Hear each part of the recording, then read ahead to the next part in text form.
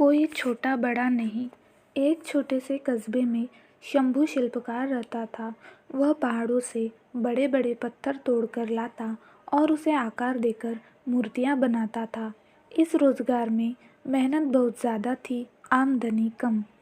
दिन भर धूप पसीने में काम करते हुए शंभू पत्थर तोड़ता। यह काम उसके पूर्वज भी किया करते थे। शंभू काम करते हुए सोचता है, यह छोटा मोटा काम करने से क्या फ़ायदा। ठीक से 2 वक्त की रोटी भी नसीब नहीं होती। मैं बड़ा आदमी बन जाऊँ तो काम भी ज़्यादा नहीं करना होगा और बैठकर आराम से ऐश मौज करूँगा।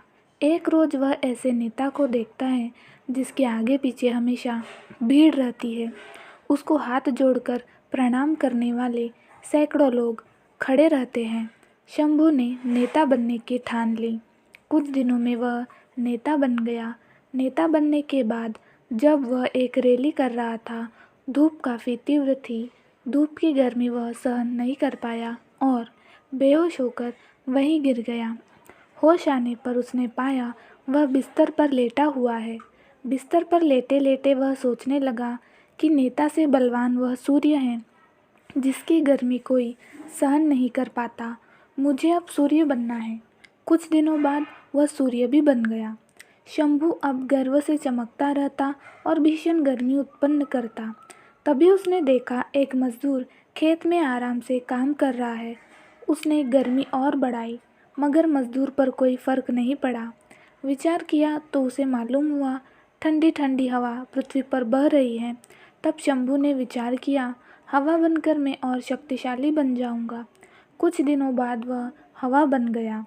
हवा बनकर वह इतराता इठलाता इधर उधर घूमने लगा। अचानक उसके सामने विकराल पर्वत आ गया जिसके पार वह नहीं जा सका। तब उसने सोचा कि मैं इससे भी बड़ा पर्वत बनकर रहूँगा। कुछ समय बाद वह विशालकाय पर्वत बन गया। अब उसे अपने आकार और शक्तिशाली होने का घमंड हो गया। कुछ दिनों बाद उसे छैनी हथौड़ी की आवाज़ परेशान करने लगी। वह काफ़ी परेशान हो गया। उसकी आवाज़ इतनी कर्कश थी जो उसके शरीर को तोड़े जा रही थी। आँख खुली तो उसने देखा एक शिल्पकार उसके पर्वत को तोड़ रहा है, लेकिन अब वह मजदूर नहीं बनना चाहता था। वह काफ़ी परेशान था।